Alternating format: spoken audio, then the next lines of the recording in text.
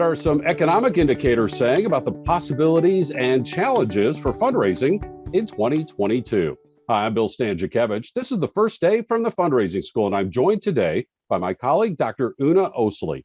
Una is the Associate Dean at the Indiana University Lilly Family School of Philanthropy, where her leadership portfolio includes leading our research team, leading our international efforts, and also leading our Mays Family Institute on diverse philanthropy. Una also is a trained economist, and while she and I both acknowledge that the number one factor in fundraising are the values and motivations and passions of our donors, there also is this wealth effect of charitable giving that determines how much money somebody has and when they have it to determine the size and the timing of their gifts. And that's what we want to explore today, Una, as we think about some of those economic indicators coming out of 2021 into 2022. And one of the positive aspects was the S&P 500 finishing with a 27% gain for calendar year 2021. What might that mean for fundraising in this new year? Thank you, Bill, and thanks for having me on this morning. I'm delighted to be part of this discussion. I should start by saying that 2021, the year we've just completed, has been in fact one that we are still analyzing the data to see what all those trends look like. But it's important to note that the economic indicators coming out of 2021 are quite strong, especially when we look at the stock market. The growth of over 20% was not just concentrated in one area such as technology or healthcare, but really very broad-based. And what we've seen over time is that charitable giving is very much linked with the stock market. Individuals give when they have the financial resources to give and when they have a sense of security, both financial and economic security. What we saw in 2021 was this very strong growth in the stock market, achieving, you could say, remarkably high, extraordinarily high returns for those financial investors. Specifically, when we think about high net worth households, those households that have assets in the financial markets, 2021 was a very important year for them to make very significant commitments. And then when we look at the foundation sector, which has been a very important player during the pandemic, foundations tend to give out of their assets. And what we've seen over the past 2 years in particular, and even looking further back, is that the stock market has performed quite well, which means that many foundations have appreciated assets and are in a position to make significant contributions. So when we take all those together, I think the good news here for fundraisers is that this is a favorable environment. And despite the uncertainty that we still face about the pandemic, and we must acknowledge that, there is quite a bit of good news as well. And again, when the stock market is up tangibly, people have more wealth. Intangibly, they feel better about their wealth. And as Una indicated, foundations with their money invested in the stock market, 5% of a larger number is a larger number that foundations have to provide in grants in the following years. Una, that's a big positive. One of the challenges involves inflation. As you know so well, the inflation rate, the highest it's been since the early 1980s.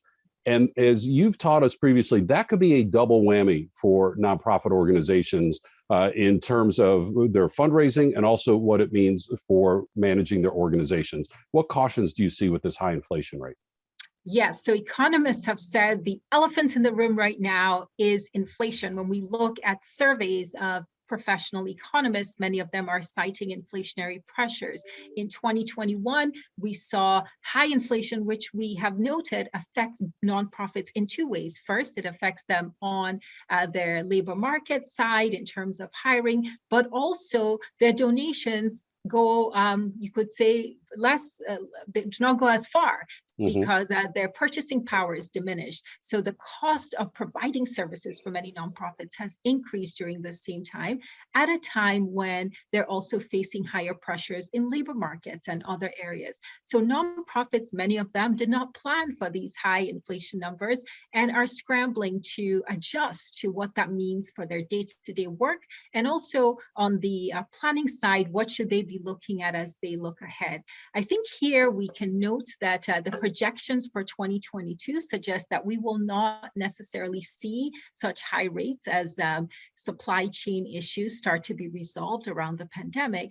And I think many are hopeful that even if inflation continues to be high, we will not see those really extraordinary numbers as we saw in 2021. But it's still early in the year, so I think we should stay tuned on that front. And Una, every human behavior is so complex, and you can never point to just one thing. And every donor is different with their motivations and their values and how they view these wealth effects of giving. But to kind of expand on one of your points there, with the inflation rate, certainly personal income we see is up about 5%. But because of the inflation rate, real disposable personal income has 0% growth compared to a year ago. Not negative, but not positive. Is that something fundraisers should be concerned about, or at least aware of as they think about some of their donors? Yes, absolutely. I think noting that for some households, their wages have not kept up with inflation is worth noting. What we've also stressed is that we still are in a very uneven economic recovery. Although the stock market has done quite well and we're seeing low levels of unemployment that I think give us reason to be very hopeful about this upcoming year, we still note that while some Americans have seen their incomes rebound and opportunities expand during the pandemic, we also have groups of workers and households that are being left behind in this recovery. So for fundraisers, I think be aware that for some households, they are in a position to give, but there are others that are still struggling. So one size doesn't fit all, and providing opportunities for all households to participate, I think is even more important, because we know that for some households, they've recovered, but for others, it may take some time for their incomes and wealth to rebound. And one of those wealth factors is our savings accounts. And before the pandemic, Americans on average were saving about 7% of their money, which is a healthy total. Good, safety net for them, and the banks have more money to lend out. During the pandemic, that shot up to 34%. And by one estimate, an additional $2 trillion were put into savings than would have been the case at the previous rate. But now we're back down to 7%. Either that money has been spent, especially maybe by our lower income households. And also people aren't feeling the urgency to save anymore if they feel that for them, quote unquote, the worst is over. When you hear those savings rate numbers, does that mean anything for fundraising? I think that we did see this accumulation taking place during 2020. In particular, households were able to save because they had disposable income and they had lower expenses. Many were not traveling, they didn't have vacation, they didn't have a lot of discretionary expenditures. So that allowed them to increase their savings rate. With 2021, the reopening of the economy, we saw some of those pressures subside. And going into 2022, we expect that more reopenings and more involvement in the formal economy, it may not be as feasible to accumulate the type of savings that we saw earlier in the pandemic. Having said that, I want to emphasize that one size doesn't fit all in this economy. We still have some households that are cutting back on their vacations, on their discretionary spending because of health concerns, but that also frees up resources for charitable giving, and in particular for planning around giving. So it may be planned gifts, it may be gifts that may be made in the future, but this is a great time to talk to donors about the range of opportunities. And the good news is that there are many new vehicles, new ways that donors can support organizations and causes. So I encourage fundraisers to really think about how to talk to donors about those a wealth of opportunities that exist right now, including planned gifts or even gifts that are made on a monthly basis. And thank you for emphasizing that point. As we're talking about donors and the income and the wealth that they have, that by no means is meant to gloss over the real economic challenge that so many people were facing before the pandemic and challenges that have been exacerbated during the pandemic. One other topic that I want to ask you about before asking for kind of maybe a summary of advice that you would have for fundraisers, and that's some of these developments we're seeing with millennials. And you've been trying to help us understand millennials for many years now. And, they're getting a little bit older now. And, at first, millennials, they weren't buying houses and they were moving to this city and that city, and they were always renting and they weren't putting down roots. And then we saw that this huge crush of mortgages for new house purchases in 2021, nearly 2/3 were from millennials. And owning a house can be correlated with charitable giving because now I've put local roots and I'm going to give locally. We also saw about 1/3 of millennials writing a will. And maybe we should be talking to them about planned giving. As you look at these data, what comes to mind, especially in the context of fundraising? I am really quite encouraged by some of those indicators. And for a long time, as you know, we have been tracking giving trends by millennials. And we've noted that after the boomers, they are the largest cohort and actually have outstripped the boomers just in their share size and number. And so for many nonprofits, I think this is a great time to start, if they haven't already, to start to engage younger donors, especially millennials, as you've noted, and now entering into more stable jobs, stable incomes, and are starting to put down roots. Home ownership in particular is very closely linked with not just the incidence of charitable giving, but the amounts that people give. And in addition to the giving trends, we also see that when people become homeowners, they also tend to commit to other types of community level causes and interests. I should also note that the legacy plan giving, many organizations are starting to think about how can they expand their outreach to include younger donors. So I say, in addition to the points you've mentioned, this is a great time to start tailoring your outreach opportunities, keeping in mind that donors are at different points in their life cycle, and that this time in particular, where some, especially younger donors, are starting to plan for their future, could be a great time to commit to a nonprofit or cause that they care about. Una, you've given us so much detailed analysis in this podcast. I'm wondering, how would you summarize your advice for fundraisers in 2022 based on, the large confluence of economic data that are available? Yes, well, I'd just start by saying this is a time of a lot of uncertainty, but it's also a time of a lot of optimism, and there are many, many reasons to be hopeful. Now, let me just start by saying we all know during this time of a lot of change, there are some things that have stayed the same.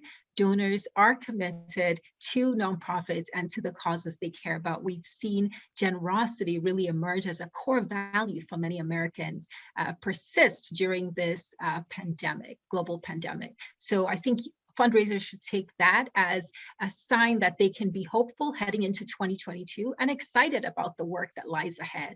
On the economic front, we know that households give when they feel economically and financially secure. The good news here is the stock market performed very well in 2022. So if you're starting to think about conversations with donors, you should be confident in your approach, knowing that many households are in a position to make commitments to nonprofits. I will also add there are reasons to both opportunities as well as risks and challenges ahead. One of those risk factors, the elephant in the room, as we've said, is the uncertainty that we face around the COVID pandemic. It's still unfolding. There are the new variants emerging. So certainly we should all be cautious as we look at 2022. And then there are questions about inflation and labor market and supply chain disruptions. The good news here, once again, is that many of us have already navigated some of these challenges. We know how to plan for them, and we know how to anticipate them and build them into our budgets. So I say, just in closing, I think this is really a great time to be involved in philanthropy because there are so many opportunities to have an impact, and many donors are looking for those opportunities. Well, we have seen and heard once again why Dr. Una Osili is regarded as one of the top, most influential leaders in the philanthropic sector, as she provides her expert senior leadership at the Indiana University Lilly Family School of Philanthropy. Meanwhile, all the research that Una has talked about, that her team conducts, that our academic faculty conducts, is all available for free on our website at philanthropy.iupui.edu. Scroll across that top toolbar, look for the word research, and that will take you into all of this type of information. Now, a couple spots over on that top toolbar, look for professional development.